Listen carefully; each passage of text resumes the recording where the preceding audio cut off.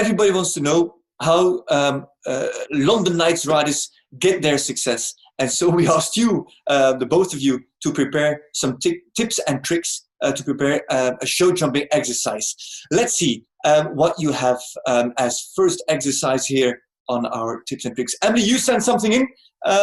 What are we looking at? So I did this exercise with Ben in Florida before I left, actually, and it's one of my favorites. I like it because it's simple, but it still gets a lot done, and it's not really geared towards one type of horse. I found that it helped every single one.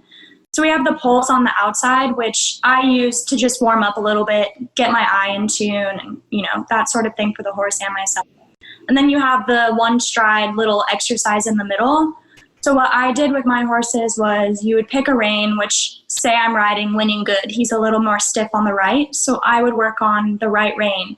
And it's a constant right loop. And if you really want to get critical, which is very hard, I will say in advance, you count each stride you're doing in between each vertical. So I jump one stride, I turn right, maybe 9 strides. I jump it again, and you try and get the same distance every time.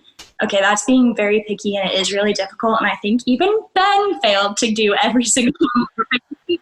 But that is the goal. And I really like it because it also shows you what your horse might be weaker on, if there's a weaker side, what you need to work on. Because, riding around in circles is great and everything, but I can do it.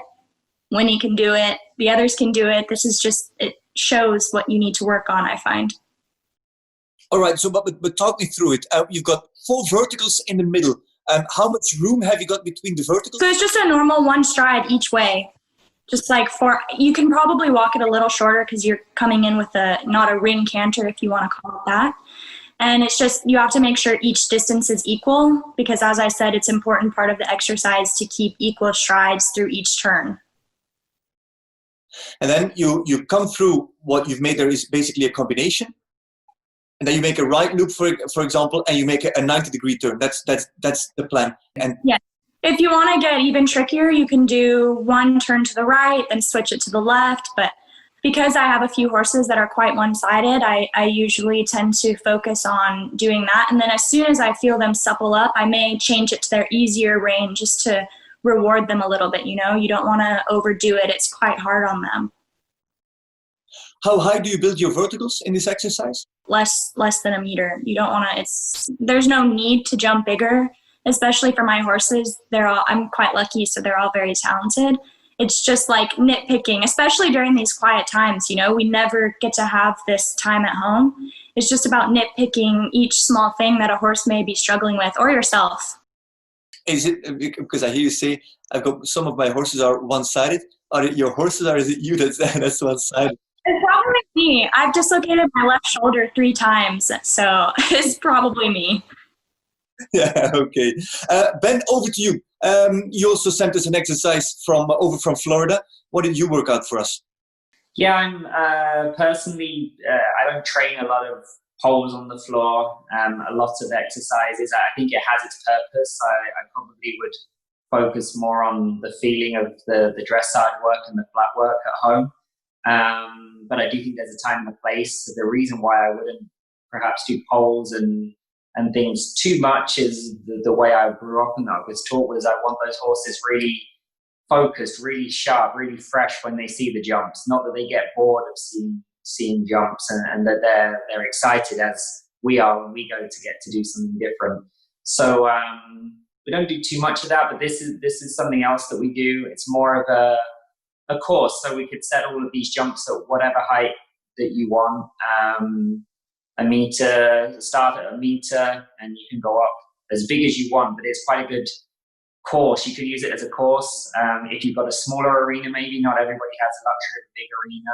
At the bottom there, you can see some trot poles on a small curve, probably 2 feet on the inside and 3.5 feet on the outside.